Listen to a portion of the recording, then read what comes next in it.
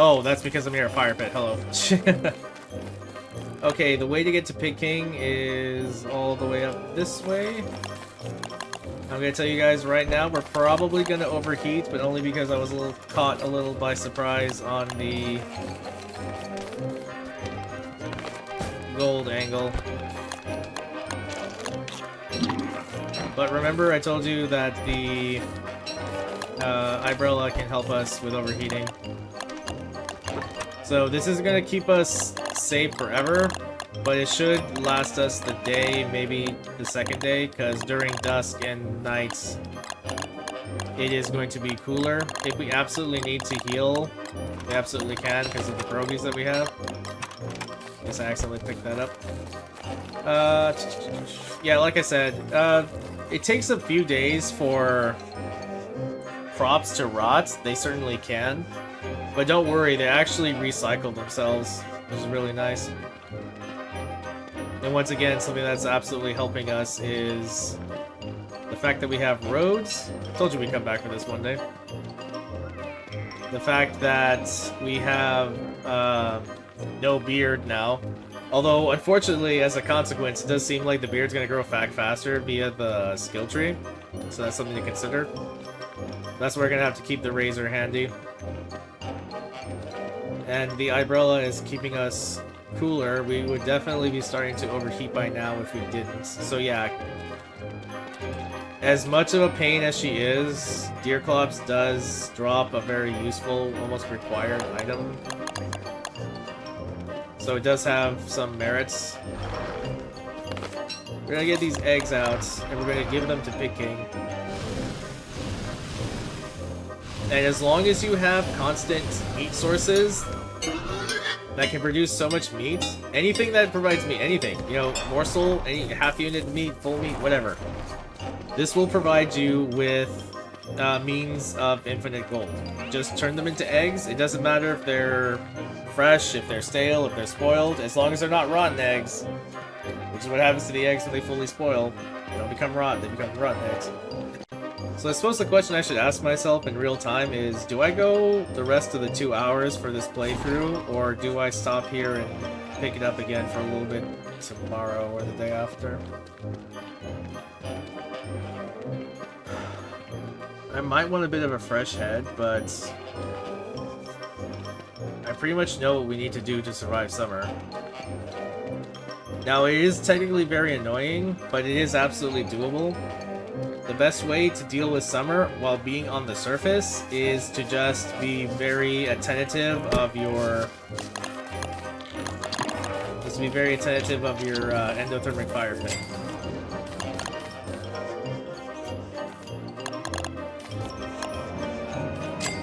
You also get this nice little tune every time you do gardening.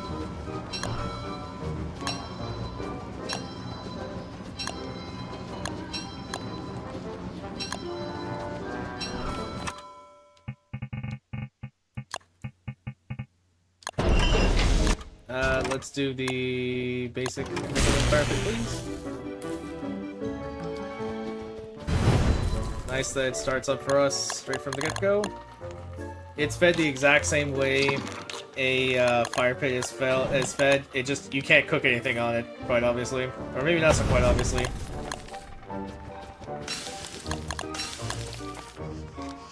Okay. Remember how I told you we were going to preface this, the thermal stone? That's one of the major reasons we did this. Oh, looks like some of our evergreens are ready to be cut.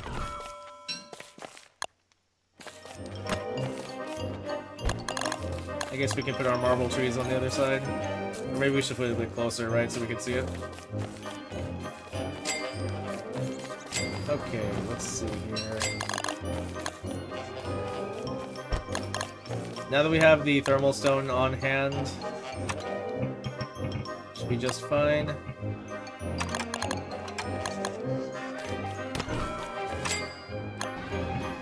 Now we're gonna need to make two, and I'm gonna explain why. You need one thermal stone to initiate combat with,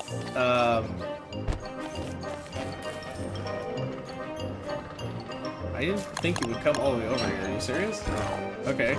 Thank you for the free morsel. You can't initiate combat with Antlion unless you feed her a freezing thermal stone.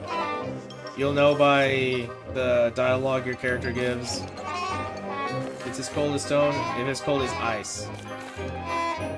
So if cold stone isn't good enough, you need cooler than ice stone. A couple of ways you can do that while you're there with her is to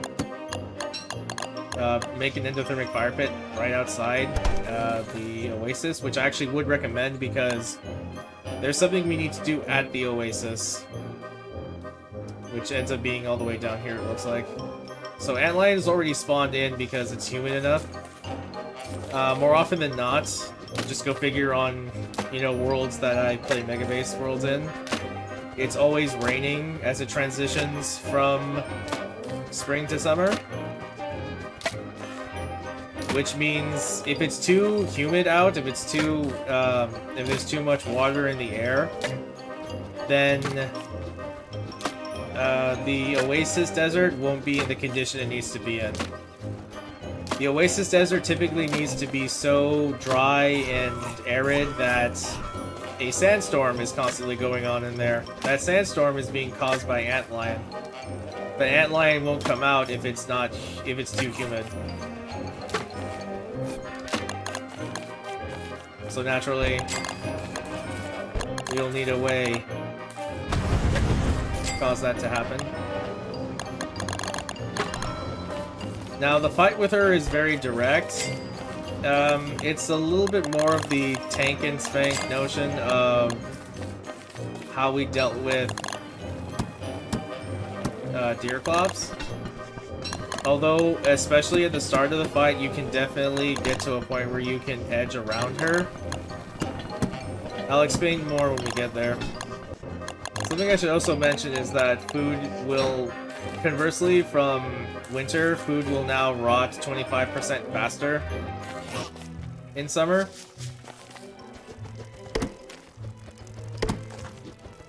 So that's something to absolutely take note of. Overall, I wouldn't worry too much about pomegranates unless you're trying to do a sort of completion of things, I guess.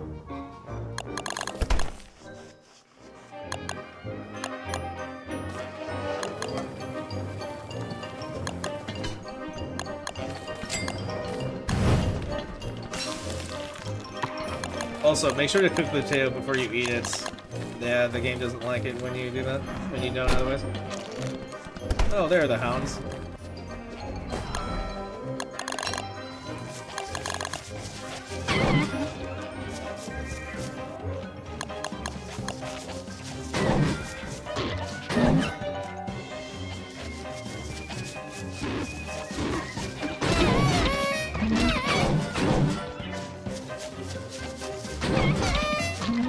Alright, the other one's animation kind of canceled out.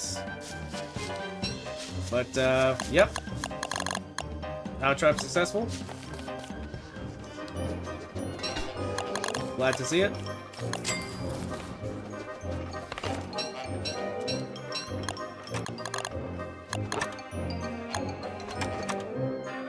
Actually, you know what? Hold on. Let's see here. We have carrots, don't we? What do we do? So yeah, as I come to an end here, we're gonna quickly, yeah,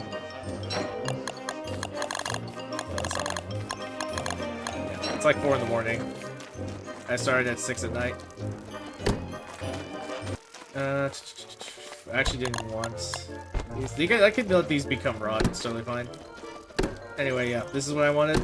Since the tall Scotch eggs are so powerful, I say we put them to use.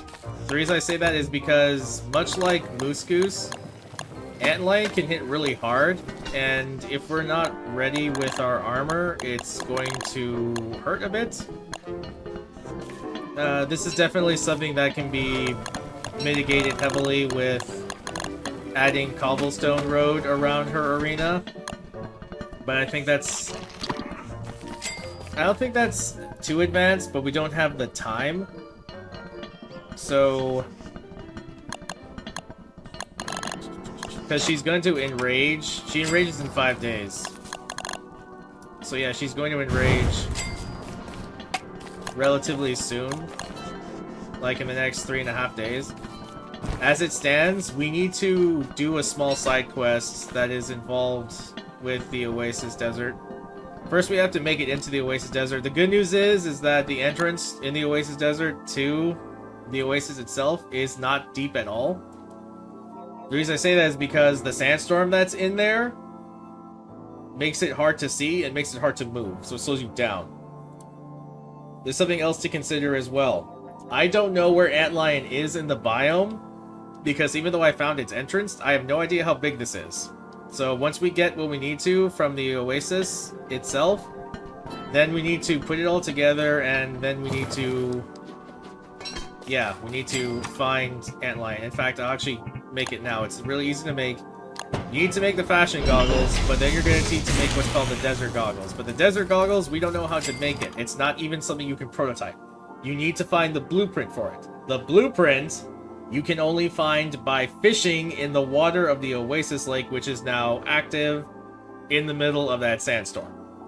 So in other words, we got some fishing we gotta do. But all of that is going to require some more things in depth later. I just wanted to make these tallbird eggs when we go over there. These are going to turn to rot, that's fine. They can have redos on it. Let's go ahead and take these out. When we return, this stuff will still be relatively fine. And we'll cook up what we need to cook up then. Actually, that's the case, and I should put this away. As well as this. Okay, let's put away our foods for now.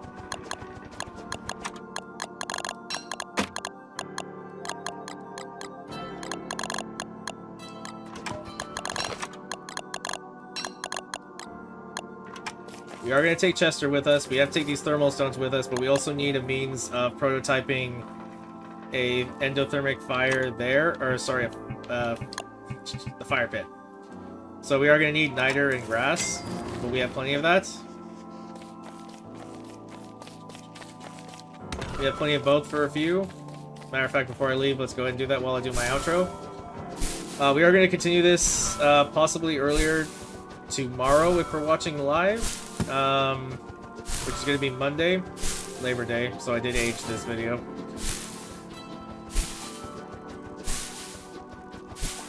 But when we begin again, we're going to make our way to the Oasis to do the small side quest there to get the desert goggles so we can fight off the boss of the summer season, Antlion. She does hit hard, but it is possible to mitigate that by some lucky dodging, and the reason I say lucky is because she attacks with like sand spears from the bottom of the ground. I'm actually gonna, for the first time in this video, show that how I do more precision, easier stuff. Just use actually Q Reborn to reset these up to get the loot you need and set them for later. It is really good that we just had the Hound Wave, so we're not going to be in any particular danger of having the Hound Wave attack while we're doing the boss fight.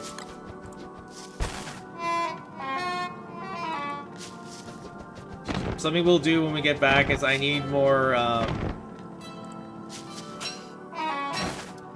gonna need more fuel for our lantern.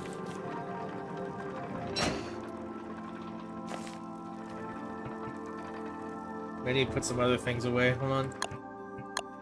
I keep trying to sign off, but there's so much to still pack in, even on this last season of content. Put this away, put this away. Do I have room for this over here? Unfortunately, I do not. I'll tell you what, I'm going to turn this dragon fruit into a seed once I wake this bird up.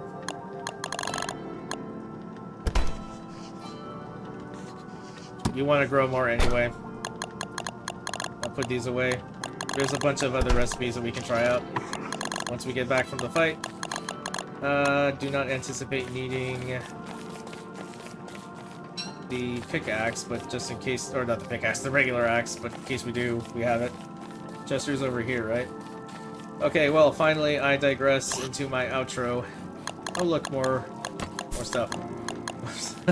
Yeah, it's 5 in the morning for me. I've been going since the beginning. I wanted to get this in one lump sum, but I think it's best to just pace this last part out. Make sure I covered everything before the end of summer. Alright, you didn't miss too much, but something that to notice here is that, yeah, much like in winter, it's not so much that things aren't gonna grow, it's that we're gonna have certain farms, vegetable farms, recede on us. That's the thing about controller is the mapping. Don't worry too much. Much like with spring or autumn to winter and spring to summer, we've been gathering things along the way. You know, you've seen the pack that I have. We're absolutely in good shape.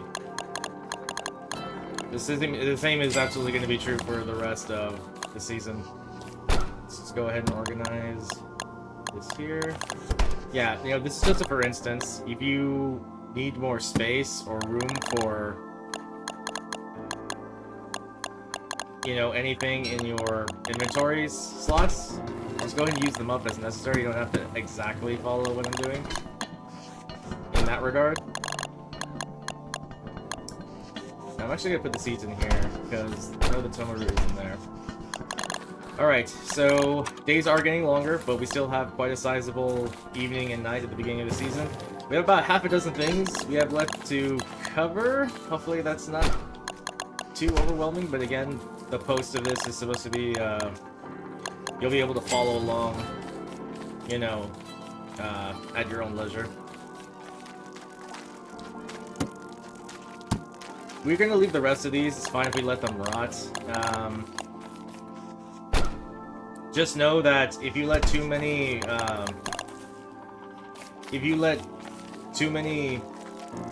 crops rot too much, that it can also summon Lord of the Fruit Flies again. So just be ready for that in case. I wouldn't worry too much about it though. The pumpkin is going to be really useful for one other thing. Like, I'm just consolidating space at this moment.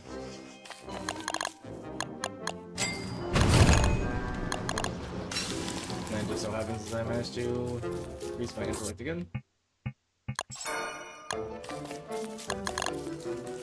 I believe their own dedicated videos deserve enough time for covering what the skill trees do. There's only 4 characters who have them right now out of, again, 17. As you can see, I'm still filling out Wilson's alone. So the good news is, as you see up there, is the lure plants are still going to be growing during summer. If you have the chance before they wilt, then of course go ahead and take the last of what you will want from your berries, from your twigs, or from your grass tufts.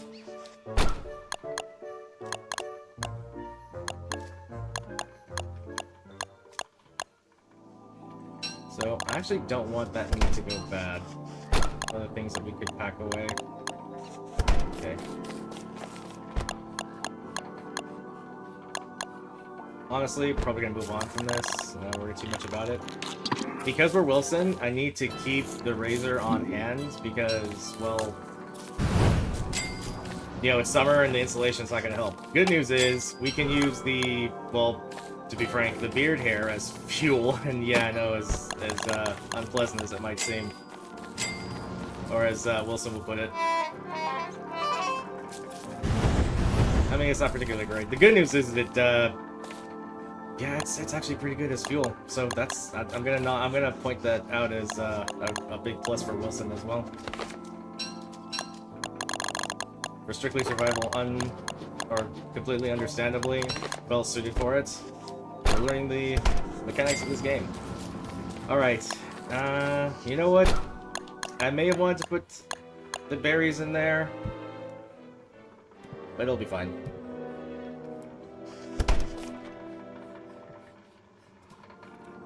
Alright, now before we get a move on, I am going to want some fuel for my lamp. Lantern. About this point, it's the same thing. The only real difference is if you're the DLC of Hamlet, where there are actually street lamps that provide permanent light. There is a permanent light source in this game, but it is considerably advanced. It requires you to not only go into the cave, it requires you to go into the caves and fight... Well, ultimately it requires you to fight 2 major bosses, and they're both... Yeah, they're both, rather further in the tiers. They're strike bosses each, respectively. And the other one, oh my gosh, one of them, they both have lots and lots of health. Like, they're multiple seasonal bosses in one. Give you an example, one of them has 3 phases in growing succession of 10,000, 13,000, and I believe 15,000 health. I might be wrong about that last one for his last phase.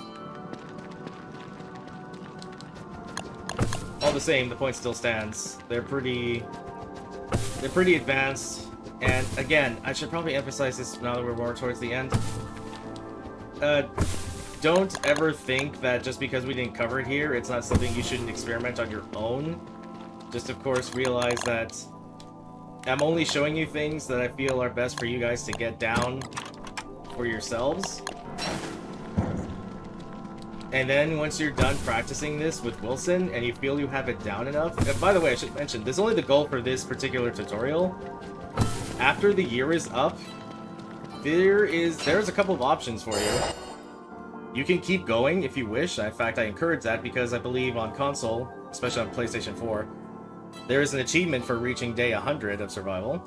So that's something you can aim for. The year is, for a default timeline, is only 70 days to a year. So first and foremost, we have about 3/2 days to fight who we need to fight. As it stands, we might be a little bit behind on that, but hear me out. Clay made some improvements to how this turns out. You need to go fishing for something. And we're also going to cover the basics of fishing through that avenue anyway. So it'll be appropriate enough for this. Okay. So what we're going to do now, what we need to do now, is head towards the Oasis Desert. Now, the Oasis Desert, we know where it is. We know how to reach it. We have a perfectly good wormhole. It's going to be over in this direction. But just make sure, and this is very important, that you prototype whatever you need to create before you go over there. I haven't prototyped this. You should do now. These are just like fire pits. They will last as long as they are fueled, but unlike... Sorry, these are just like the campfire. The fire pits, these two right here, they'll last as refuelable sources. Now, if you wanted to, take the extra time to go ahead and use your rocks to make a permanent endothermic fire pit. You could do that, just realize that you need to make sure you bring enough fuel to keep it aflame, otherwise it disappears permanently.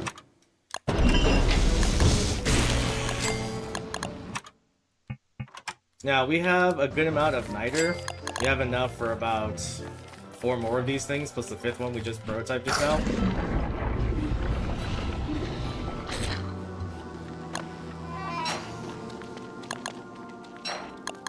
Oops, this is not it. You know what? We're so close, I need to make sure that this is kept safe. Always, always, always, periodically make note of your stuff's durability, because my Eye-brella is at...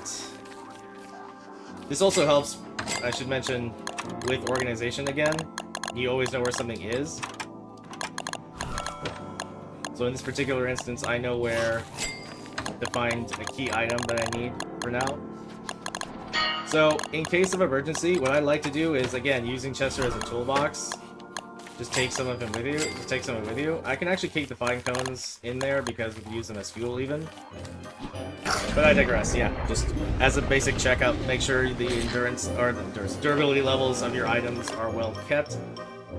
Let's see here. Now, we are going to finish the Celestial Orb side quest. In fact, these are going to be very pivotal to that side quest. Also remember, these basic boulders can give you Niter, so if you ever need to, on the move, remember, keep periodically stopping to gain some things. Okay, now, I believe we are so close to the edge of the Oasis Desert, we might see it a little bit. In fact, I'm certain we'll see it a little bit. Yep, here we go. This is natural. I'm pretty sure this is why they usually have the Oasis set piece, or sorry, the Oasis Lake set piece, this whole thing right here, spawn so close to the edges of the desert, so you don't have to go pushing through till the very end. Now, let's go ahead and set up our endothermic fire pit. This set piece, and in fact, this biome in general, is something I focus on pretty much always.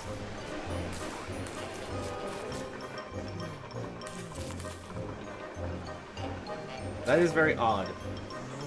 Okay, you see this right here? The set piece is always supposed to spawn with one straw hat, one straw roll, and one fishing rod. But there is no roll or fishing rod. That's quite a bummer. That's quite a bummer. I want that to burn out. Okay, so... that's not supposed to happen.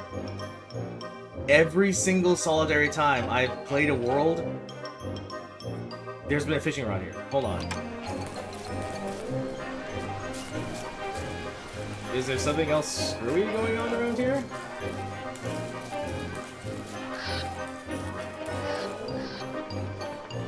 Okay, I've never had this before, and I have played dozens and dozens of worlds. There's supposed to be a straw hat, a straw roll, and a free fishing, fresh fishing rod here. The reason I'm okay with this is because, or the reason I'm not okay with this is because the fishing rod is one for free. You don't have to prototype it. The fishing rod requires twigs and it requires silk. The silk is the problem in this particular instance. We would have to go and work on our spider den, and that's just more time taken away, and that's something that's supposed to be here. So let me know if it happens to never spawn for you. I don't know if it's because the world is too small. I have been talking this whole time on mute. I feel so bad about it. Okay, sorry about that. Okay, you're supposed to get a fishing rod on this set piece here. So I have no qualms about giving it to myself. I don't know if it's because the world is too small.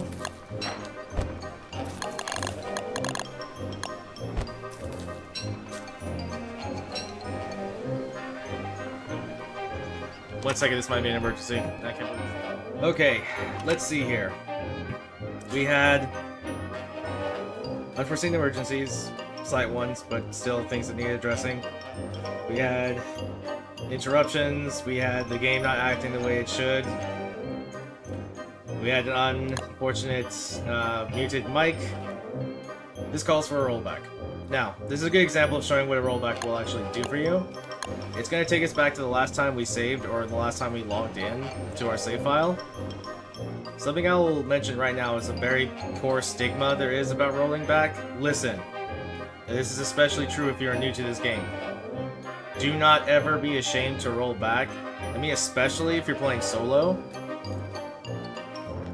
If you need to go about doing something, you go about doing it as you need. So, just to make sure that we have everything else covered. And a nice benefit of rolling back is that when you roll it back, once again, you'll have a better understanding of through point of what you wanted to do throughout the day. We have an idea about what's going to be coming our way, and that there's not going to be a fishing rod when there should be one. You get one free fishing rod, and for whatever reason, the game was also being especially stubborn with me, so I don't have too much of a problem doing this. But my goodness, man. Anyway, this can give me a good opportunity to cover what I wanted to talk about while I was unfortunately muted from that interrupted phone call. I actually got rid of the phone, I don't know why. Someone brought it back in the office. Alright, so the Oasis is this way. Came across this one without this Tulver here. Thankfully, it aggroed to something else. Okay. So again, something I will reiterate is that this this desert biome, the Oasis, with this desert set piece over here, it is very important for a lot of reasons, not least of which is, aside from Antlion, who only appears during summer, and you only have to take care of once, she really isn't that difficult. She has 6,000 health, which might seem like a lot. I mean, Deerclops had 4,000 health, but had a really negative sanity aura, so in other words, they're expecting you to be ambushed by nightmare creatures while you fight her. So unless you have a lot of damage boosts or friends helping you, you guys probably aren't going to kill her very fast, and that's what they're anticipating. Now, you get some items here. These trinkets can be traded to Pig King for gold, and not just one each. There's a table on the DST wiki that shows you what each one is worth. Either way, gold is gold at this point, and if anything, we can always just trade up eggs for gold, which we can use for any surplus of meat that we get. But yeah, the Oasis Desert is fundamental for a bunch of reasons. First and foremost, because, again, it's safe. Pretty much all times of the year except for summer, when she shows up. And you just deal with her real quick. You can even turn her off in the game settings if she is too much of a bother. What's going to happen is every 5 days she sort of enrages, and wherever the player is located, she starts causing an earthquake, and she causes, like, damage to the terrain underneath you. You need to be careful if you're, like, near your base or something like that, because it has a very bad tendency of destroying anything that's under. So yeah, a little bit like Deerclops, she sort of targets you. You can placate her by feeding her minerals, but you would have to find her out here in... First of all, you'd have to find her out here in the biome somewhere, and unless you have the desert goggles, you're not going to be able to find her anywhere nearly fast. You can navigate through here, but you're so slowed and so inconvenienced as to don't even bother. The first thing you should always do every summer, that everybody does every summer, is come to the Oasis biome and fish for the Desert Goggles blueprint. Now, the fishing rod takes 11 durability per use, so you get 10 uses of it. And so we get to play this game of will we get in one, which is will we get in one fishing rod. The fishing rod that is supposed to be granted to you. No idea what caused this. I also don't know why the game is playing rather coy with me. For the last few times since Clay finished it, or updated it to make it less, you know, annoying to get, here we go, we found it. They made it so where you should be able to get it within one fishing rod. The reason is because once upon a time, it was impossible to get it in at least 4 or 5 even, or even more. It was bad. It was really bad odds. They improved that eventually. Every summer, succulents, or just plants here, will go around. You can eat them, but they don't give you anything. Okay, they heal you for 1. That's about it. What I like to do is use them for fuel, if you're just surviving in the game. Other than that, the best thing I think you would use them for is for DLC stuff that requires succulents for use. Anything like that. These are about to go stale, so let's go ahead and use the most we can right here. Alright, now we have the means for making the desert goggles because we found the blueprint. Now I will mention something to specify. If you have a blueprint for something, it's the same thing as prototyping it. So in other words, once you know the recipe, you know the recipe. So in other words, you can think of like the building stations as just mainframes for blueprints for all the other things that don't have their own blueprint. That also being said, there are a few structures and items like the scaled furnace that you drop from Dragonfly. You can actually get that blueprint from the Oasis Lakes loot pool. I've actually had it happen to me once. So yeah, it's a more advanced thing. Just realize that Blueprints are a valid source of getting the knowledge to prototype something, so you don't have to go to a station for it. Some things have blueprints only, some things you can only prototype, and some things have both. But we already know how to make this, and I knew ahead of time, like I told you, to make the fashion goggles.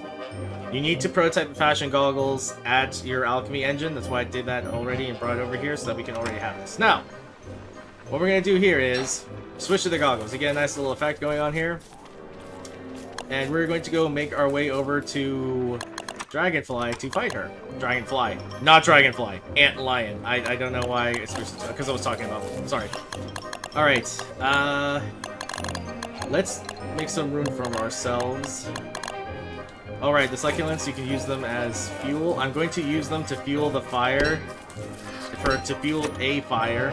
Next one that we might need to place down in case we get too hot. For 2 niter and 3 grass, this isn't too bad to use because unfortunately, while the thermal stone can be used to keep you cool, there is no, you know, endothermic torch to like make trees and stuff burn cold, right? There's only 2 ways to do this, and one's far more frustrating than the other. Unfortunately, it's a method I'm forced to use right here. Since we're learning the basics, this is really what you would have to do. Alternatively, you can go and stay in the caves, just in those entrance areas, and base there. I'm not a huge proponent of this because there's so much more for you if you move about the world during summer. All you have to do is turn wildfires off. Nobody blames you for this. It is just a ridiculous setting. I can get more into it, but I digress. Let's keep going for this. So remember, you need 2 thermal stones, 1 to keep you cool, and 1 to feed to Antlion. Now she's going to be out here in this biome. She could be relatively anywhere because we haven't explored it yet. This biome is rich in, well, bones for bone shards. It's also rich in pure boulders, which just give you rocks, 4 to 5. And the cacti, which is present in any desert. The only difference between the cacti and how you can the key way to identify either or is Dragonfly Desert has the more stereotypical round cacti, while Oasis Desert has the more branched out cacti like this. Now, whether it's day or night, doesn't matter, she will be out. There is even a pattern in the sand that you could look for before she spawns in, that you can tell where she is, or where she will spawn in. But that's only if you come to the Oasis Desert first and, you know, explore it before summer. Naturally, if it's summer, you'll know her when you see her. Also, remember to keep looking at your... Not only because it's night, but keep looking at your map periodically to see where you are in the biome. She tends to be more towards the middle, but I have seen her sometimes be around the edges. Let's do like a carpeting sweep. Okay, here is another very important facet of this biome. These guys right here, they look a little weird right now because they're sleeping. These are Volt Goats. The Volt Goats are only really important if you switch characters or you use weather panes. The weather panes are provided from the down feathers you get from Moose Goose. I probably already talked about them already in post-commentary. But you don't have to worry too much about them if you're just dealing with survival. The only real reasons you would want weather panes, which you need the down feathers from Moose Goose, but you need the Volt Goat horns from these guys. And along with electronic doodad gets you the weather pane. It's in the weather department. It's in the weapons department, but you have to be near a prototyping station for it. These guys are very important for advanced gameplay. Just make note, they always spawn in, and they usually spawn in and they migrate from the Oasis Desert if they can help it. So yeah, I'll talk about them in detail later during the Warlord walkthrough, but they have a bad tendency to migrate outside of the biome, especially the more open your world is. If you've looped it, they have more than one exit. I digress. Now, spiky bushes, you've probably seen them in the... You've definitely seen them in the swamp. Much like the cacti, these things are obviously spiky, right? So they'll hurt me if I pick them up. What you can do is quickly switch to a guard of some kind to reduce the damage, some kind of armor, and you can pick them. They are going to be your alternative in winter and summer for twigs if you absolutely need them. Not every single solitary sapling is going to wilt, and that's another reason why people go to the caves, is because the grass tufts and the regular saplings in the cave entrances, they don't wilt. So theoretically, if you wanted to, you would just want to go to your local sinkhole, find where which gathering works for you, and then go ahead and farm them there and come back later. You can totally do that. I mean, we've already been doing it with the light bulbs, right? She is playing hard to get. Oh, I know, she's up here. Okay, sorry. I must have passed around her. Unfortunately, there's a bit of a light in the office right now, and there's like an image on my monitor. It's a little hard for me to see as I turn this way. Well, good news is, we see her. Which, the thermal stones are still rather cool, but I'll tell you what, to make sure that we don't lose any timing with her. By the way, it's this formation. Let me move over here a little bit. If you are ever in the Oasis biome and you choose to base there, you look for these patterns in the sand, and she will always spawn in the middle of that. This is her little arena, if you will. By the way, how she fights is this way. I think this screen is better. Okay. She's stationary the whole time. But much true to like the antlion she's based off of, the antlion insect, she's going to make a trap. She's not going to make the ground go further down. She's going to raise up sandcastles, you know, in true clay fashion, around you in a circle, and she's going to make a literal arena to trap you in there with her. Doesn't matter, joke's on her. The only difference is that periodically her attack pattern is every few seconds, like every 5 or 4 I want to say. She'll dig her claws into the sand, and she will sprout out randomly an assortment of 5 or 6. You'll see them for a quick instance. Sand pools are going to shoot out and become sand spikes. Now, the way to fight her is to keep rotating around her. She tends to pile the grouping on you. One sand spike will absolutely, definitely, guaranteed land on you. So you have to move away from her and around her. You'll see as it'll make sense as I play it. And keep rotating clockwise. You will get hit a few times. It's quite possible because of the randomness of where they go. Since one is always going to spawn you, it's forcing you to move, right? Now, here's the thing. About half health, she's going to increase her frequency to about 2 seconds. Just keep on her. Don't panic if you get hit. That's why we have such heavy-duty armor with us. The reason we brought body armor is because the sandstorm is still going on. Yeah. Best thing to do is bring body armor so that you can keep carrying the desert goggles so that your speed isn't slowed down to a crawl, to which case you're guaranteed to be hit. Now, if you have, say, 2.5 or 3 marble armor and you've been raising them up, it is possible for you to just tank and spank her. But I would suggest occasionally moving around her to save you on health and armor. That being said, before we do this, let's go ahead and get ready to fight her. First thing I'm going to do is... Chester's going to be on the way, so I have to come over here. Make an endothermic fire pit. We are about 4 days into summer, so she's getting ready to enrage soon, but don't worry, that's why we're here to fight her and beat her. Okay, a couple of reasons to make sure these are cold enough while we fight. I'm just gonna give myself more room in this. You know what? Okay, we have one more pig skin on us, and we're gonna work on pig farming after this. Don't worry. So we have a few things to unbundle. I am going to keep 2 tall scotched eggs out and 1. You know what? No, let's make it 1 tall scotch egg and 2 pierogies.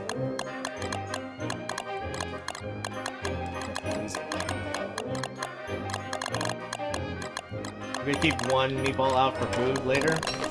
Now remember, because you're gonna be wearing body armor, we're not gonna have this backpack area. So make sure you go ahead and bring out whatever you need to bring out on your person. So in other words, we need to keep our healing items up here. We need to keep our body armors up here. That being said, let's go ahead and switch them up.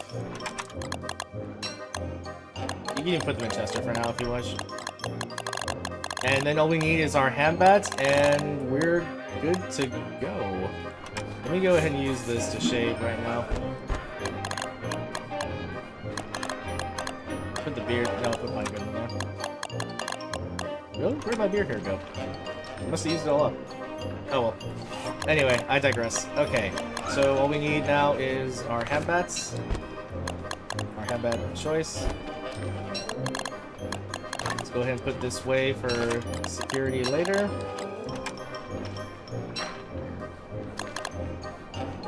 Let's put the fuel in Chester for now. Okay, so we have our healing items, we have our armor, we have our lamp just in case it turns to night or dusk because we don't have boosted attack power. This is probably going to take 4 minutes maximum, I hope. You know what? We can probably put the razor down. So you need one to carry to fight her with. Or you need one to carry to keep yourself cool, and you need one to carry to initiate the fight. So, by the way, go ahead and leave Chester in the back here. He can't die to the spikes. Your backpack won't be destroyed. That's a special anti-frustration feature they put in. But once you're set up like this, you're ready to go. So I'm going to give her the thermal stone. Ooh, brain freeze. Anyway, let's begin. Yep, just keep an eye on the floor below you. And move gradually. Now, like I said, her spawns are RNG for these attacks. It's quite possible to get stuck in here like I did just now. This is fine, this is normal, this is why we have armor. Just keep moving as best you can, and keep fighting. You can attack the spikes to try and get free, but this is rather fraught because, yeah.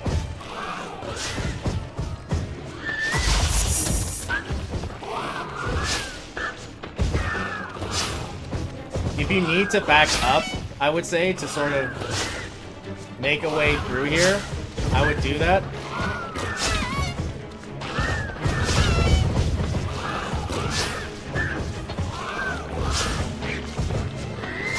The biggest opening that she'll give you is when she stops to open her, or to make her cage again.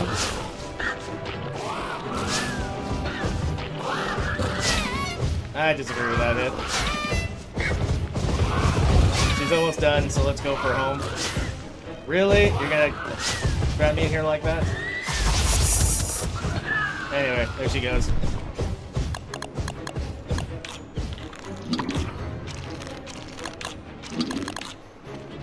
Best strategy in this game is expect to be hit and realize that you are going to be hit. You just kind of want to keep an eye on your health and your armor. That was a bit close, I will admit. She was really mean, and that seems to be the theme of this game right now, especially for this playthrough. Keep that in mind, by the way, when you go to advanced playthroughs.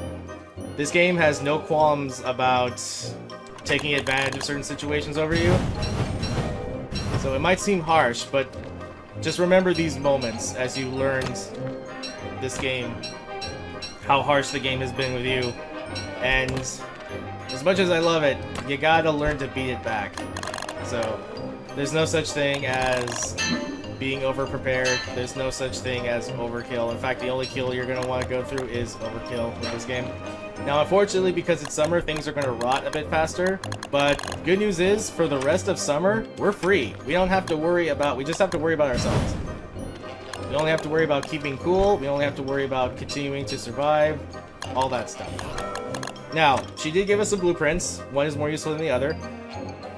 The Lazy Deserter is specifically for multiplayer. There's also much more superior options to it, so yeah, I'm not going to bother with it too much, to be honest. To be completely honest.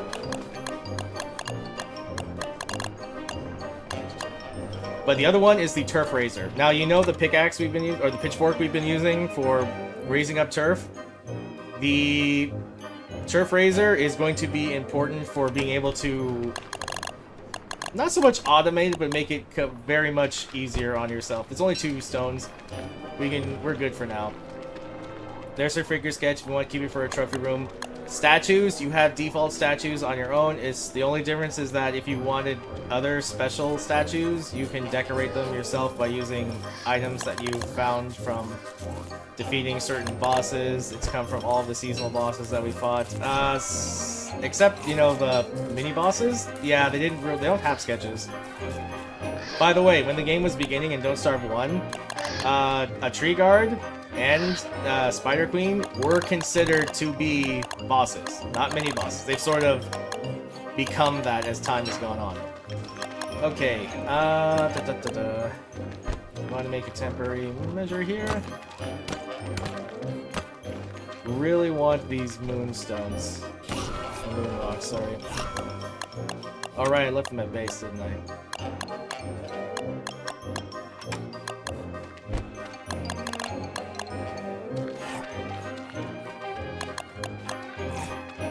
Actually, what I should be doing is this.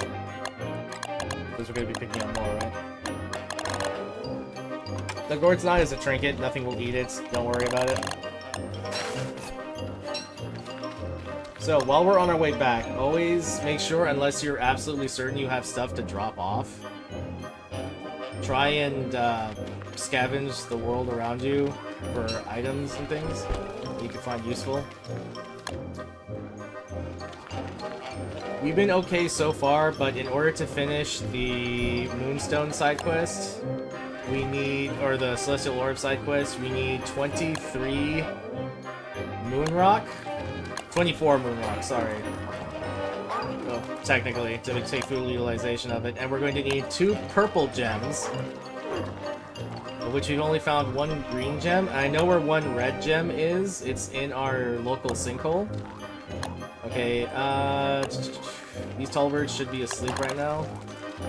I'm gonna make my way over to this boulder. These boulders, I believe, give you 3 to 4 Moonrock. So go figure it only gives me 3, right? As per the course. So I've noticed, I'm gonna call them meteor fields, for lack of a better term. They're in sort of like these interwoven, intermediate, in-between biomes. You know how this one's a bit of a cluster between the obvious delineation between the oasis right here and the swamp down here? Yeah. The meteor fields, you'll technically have it. You'll definitely have at least 1 if you turn them on, but you can sometimes have 2, and it looks like this one over here has obviously been one such case. So we want to look for moonstones, or moonrocks. Moonstones, moonrocks, sorry, I'm an old Pokemon player.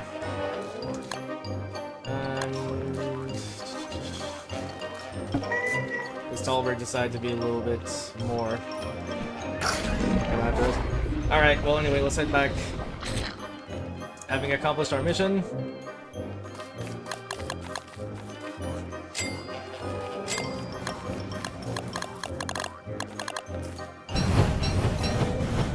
Let's fuel the fire a bit.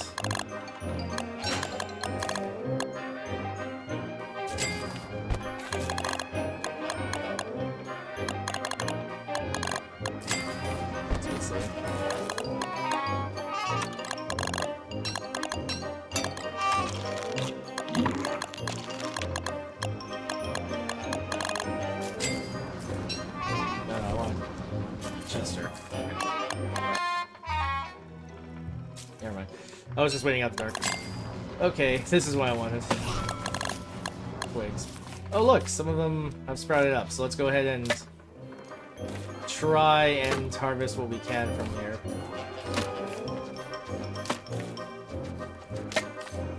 You'll see some of our pomegranates have rotted away. That's our durian had, but that's fine. Fun fact, durians, I'm pretty sure this is a joke, because of how traditionally bad they're received in the real world, count as monster food. So yeah, if you put a durian and monster meat in a crock pot, you'll get monster lasagna. Funny, Clay. What is also funny, quite truly, is a bit of a joke. Now, even though our berry bushes have obviously wilted for the summer, there exists a joke item that has become so useful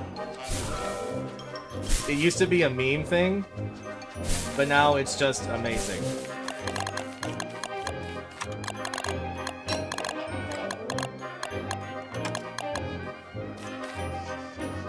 Let's go ahead and put the hand bat away so we can try and conserve that. How much mineral do we have? 11. I was certainly hoping for more. Did I not? Hopefully I misplaced some. Please don't ever misplace some. Yes, there's 10 in here. Okay, ooh, actually, we're really good straights. I think if we go visit our other meteor field a little over here, over here, we should absolutely be able to find a few more. Okay. I digress. Again. Sorry. Got a few things going on at once. Okay, so our bait pen is empty. Now if you want to, you can get free rot from these to just move them aside. We are going to be cooking something, we are going to be growing some things, because it's just as important. Now, it was incredibly key that we found dragon fruit, because one of the most amazing, this is more of a pro tip than a tutorial or even just part of the guide portion, the tutorial portion. An absolutely amazing fruit that you can grow and find in the crops is 100% dragon fruit. Why? Because it makes a very good, very versatile, very efficient crockpot dish. It's called dragon pie. I'm sure this surprises a few of you. And all the rest of them that were surprised, very sarcastic. So, what I'm going to do is this. I'm going to give the toma roots to the bird. Now, if I didn't highlight yesterday, I'm sorry, I was really tired by the end of the day. If you give meat to the bird, it will give you eggs. But if you give it vegetables, it will give you the seed of that vegetable. Now, there is no possible way I could explain this better than this video did, straight up. But I will link it in the video description below for the post commentary. And for the raw, just so you see it. And the post commentary is going to be up on screen, but please go watch it. There are a lot of really fun and interesting. It's its own minigame, a true minigame, how you grow crops in this game. And what you have are called companion crops. And these companion crops, as they grow, will actually help each other grow even bigger. So what I want us to do is think about ratios. This is a 2-1 ratio. For every 2 tomatoes, we have 1 dragon fruit being made. We have our little friend here tending to them, which is great, so it's pretty much automated as far as that's concerned, but we are a little bit lacking in one department. We had it in abundance in spring, but it's no longer available now because, well, it's summer. And the summer is very arid, it's very dry, all that good stuff. So what we're going to want to do, especially now, is find a way to water these. I'm not sure. We have 10 days left, and I have a few things I still need to do.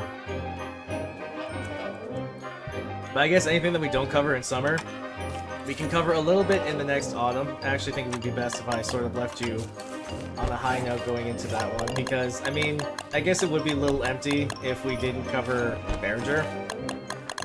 Also, important note, you can probably put the desert goggles away in Chester, who will hopefully be following along. You only need the desert goggles anytime there's a storm going on, and the only time there's going to be a sandstorm in your world is going to be in the Oasis Desert. The only time I always need to keep it on hand is because I base in the Oasis Desert, and I just, you know, use it for headgear whenever I'm around there. So, true enough, I am going to need some wood, and unfortunately our local trees have just rotated down. So I'm going to find some more trees while I combine looking for some more moon rocks.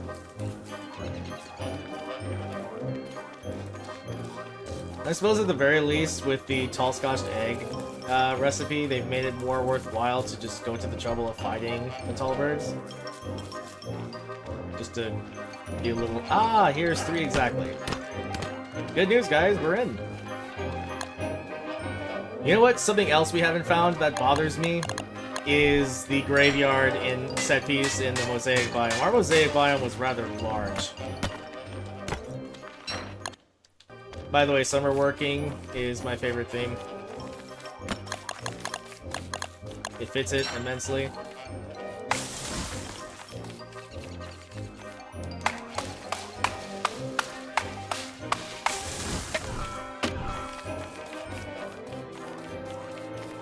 Unfortunately, it goes right away in dusk and night. I guess it's sort of part of the ambience, right?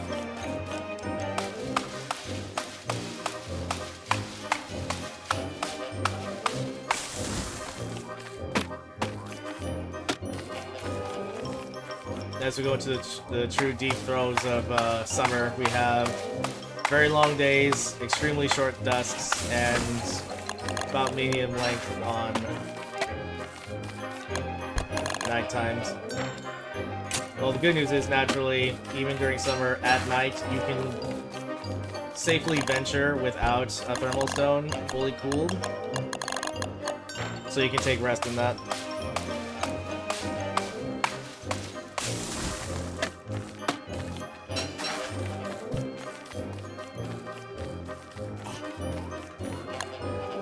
Let's see here. Another unfortunate thing is the game's not really good on updating the condition of these trees. It just shows that these are indeed lumpy evergreens, but it doesn't show what state they're in. We have a good amount of logs. I just need a few boards so we can make a watering can for our crops. Let's see here, it's going to take about 3 days maximum, I think. And then what we're going to do is we're going to focus on getting the gems that we need for finishing the Celestial Orb side quest. I call it side quest, and it really is. Not only do you have to take the time to look for the Celestial Orb to make it happen, you have to get a few gems, and I call them surface gems. This game has 6 gems in it so far. Okay, technically 7. The surface gems are the colors of blue, red, and purple. Now, if we go to our Prestidigitator, we can actually refine the gems further, blue and red, and combine them to make purple. Unfortunately, they're the only gems that can do this right now, aside from Wilson's transmutation tree, which is part of his survivor items that you see here. Actually, this is a good illustration. So these do exist, and I call them overworld because they're highly accessible in the overworld. Conversely, these other 3 I call the underworld gems because they can only be acquired in the caves. Yeah, that means the ruins, and yeah, that means something that a lot of players don't like or are not comfortable with. It's not basic. This is the 7th gem. You can make it with... There's 2 ways now. There used to be only 1. You can make it with Wilson by combining 1 of each gem, as you see down here. Fun fact, is the only recipe that has more than 3 to a recipe. The next highest is 4, but yeah, this is rather realistic. Other than that, you have to go through another side quest called the Moonstone event during the full moon, and it involves the Moonstone, which is a pedestal we haven't seen yet because that's a bit extra.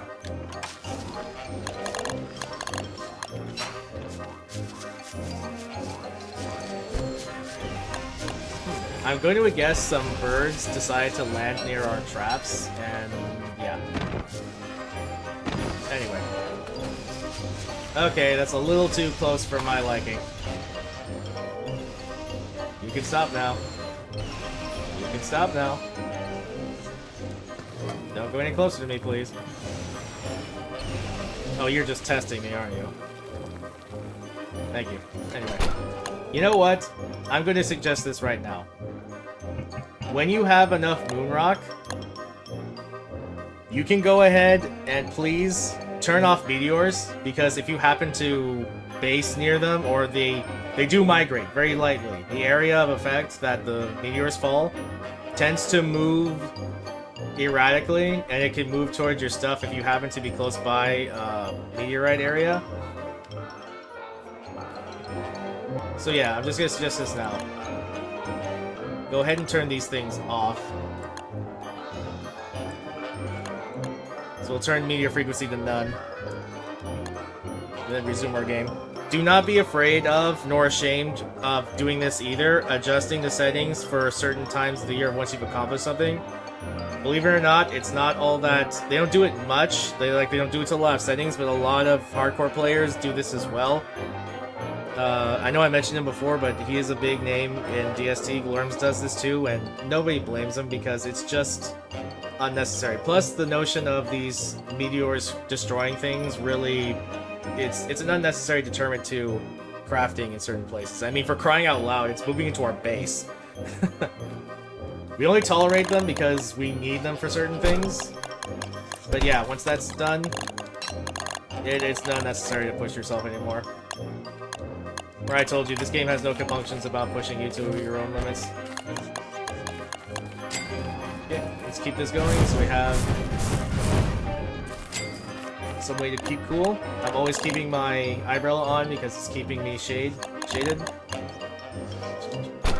Then once again, before anything, you know, rots, let's go ahead and do some cooking. And go ahead and bundle them up with our other foods. Let's go ahead and put these down. Now what I like to do personally is if I have a full stack of something, I split it up to 20 and I leave the other half here, so it gives me enough room to still have the object I need to get more resources. But I don't have to worry too much about not having any on hand.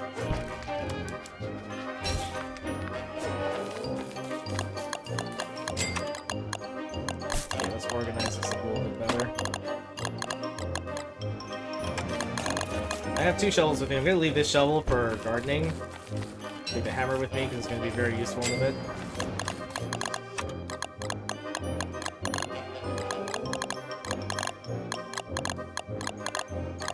Okay, so remember the tip I gave you that if something is starting to go bad or stale, you can cook them again to revitalize their freshness so that the meal you make out of them in the crockpot dish will be of higher freshness. So, let's go ahead and exercise that now. The Basilisk wing is already cooked, but let's see here. Okay, let's look at what we can make here. Now this is really why you especially want to go looking for lure plants during spring and putting them on a boat like there to make your own lure plant farm. Because Leafy Stew calls for 3 big meats, and this is the best variety you can get.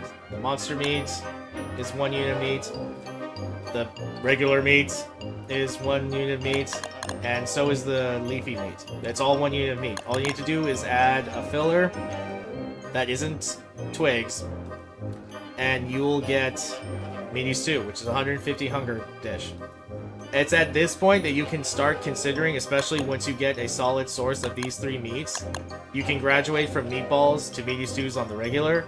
Alternatively, and this is a bit advanced, if you make a tall bird farm, you can beat those guys up for 2 big meats and a tall bird egg, which again requires just a tall bird egg, a solid unit of vegetable, and 2 twigs, gets you 150 and 60 healing food item. It's a premium dish. It really is. Highly advanced.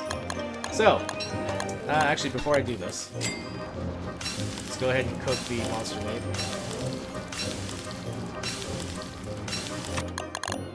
I just like to keep these lined up so it's easier for me to enter them into the crockpot.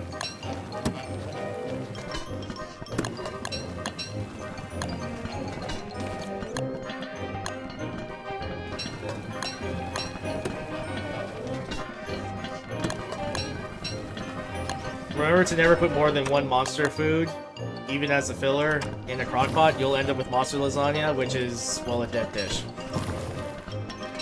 Quite possibly literally.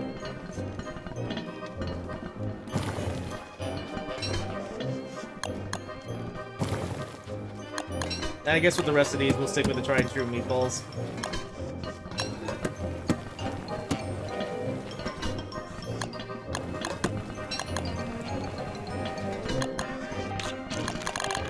I'll just eat that straight up.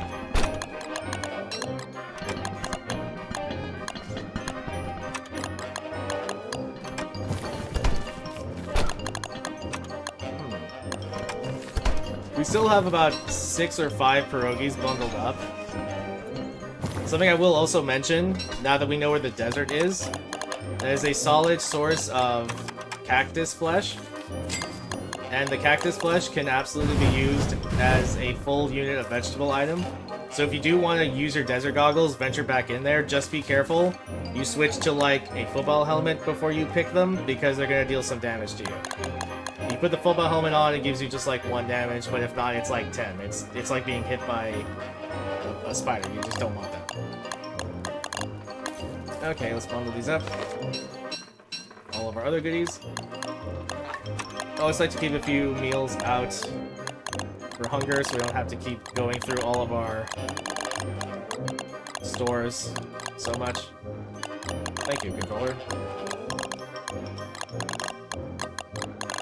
Let's see here. Let's keep 1 pierogi out just in case we need some healing. But actually, take it back. Looks like we're in the need for some more pierogis after this.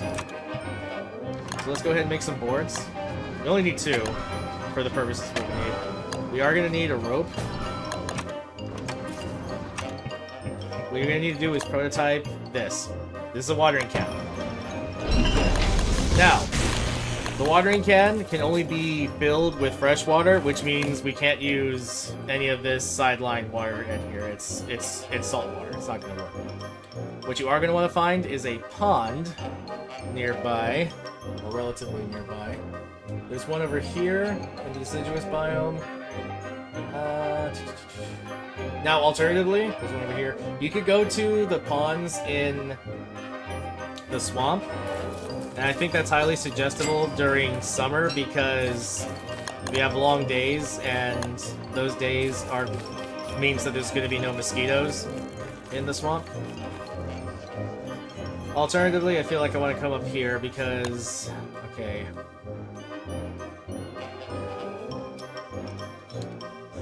So here's what I also wanted to do. I said this mention, or I brought this in to mention because of the hammers. We're going to make a pig farm. Now, I'm going to be honest with you. The pig farm is strictly a very basic farm. It is going to get you some meat. It is going to get you some pig skin so you can keep using ham bats and keep using football helmets. But again, this is a very basic sort of tutorial. So just know that there are much more advanced tactics in regards to how you get your meat for farming and how you get your pigskin. I'm not saying that pigskin has become obsolete, but ever since they made tall scotched eggs a thing, I firmly believe that the best advanced method is going to be making a tallbird farm. That also being said, we're restricted to Wilson right now, so I believe this to be the next best thing. And it was absolutely a basic thing that you learned when you started playing this game. So, we're going to be breaking down some houses. Yes, I know it seems mean, but we need stuff right now. Where did I put my grass? Is it inside Chester? I think it's inside Chester. Yes, okay. Okay. Let's make at least 1 more hammer. Now, while we go look for that pond, throughout the deciduous biome, and especially at the pig villages that we've seen, there's going to be an assortment of houses, and especially near Pig King. Those are going to be prime, targets for acquiring some much-needed materials for making the pig farm.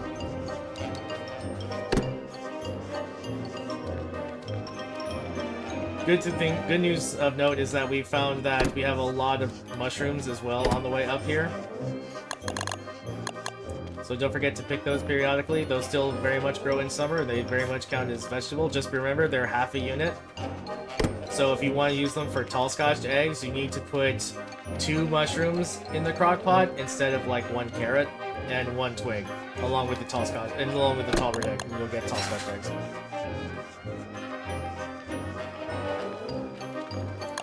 Okay, where are we?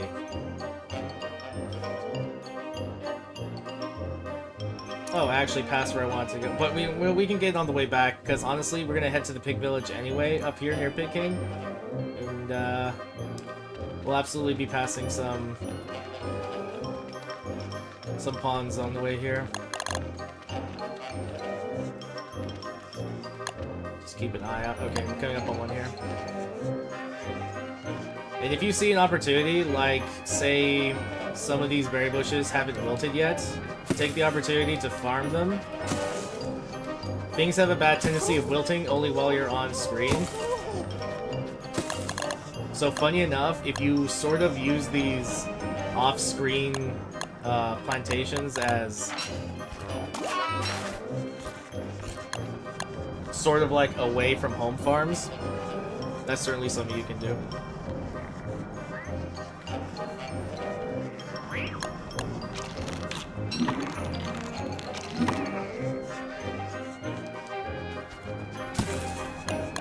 You know what? We have Chester with us, so... Oh, take it back. We do not have Chester with us. Alright.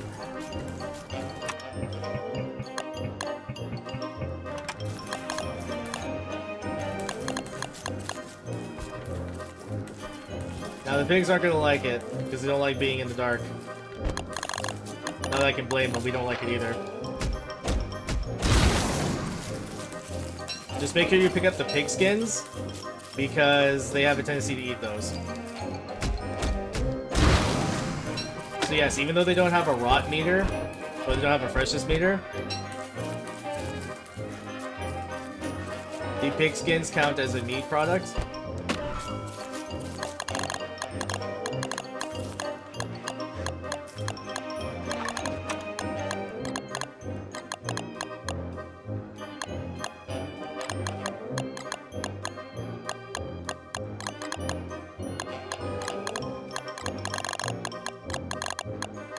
I'm gonna bundle up some things so we take it home with us. Gives us more room.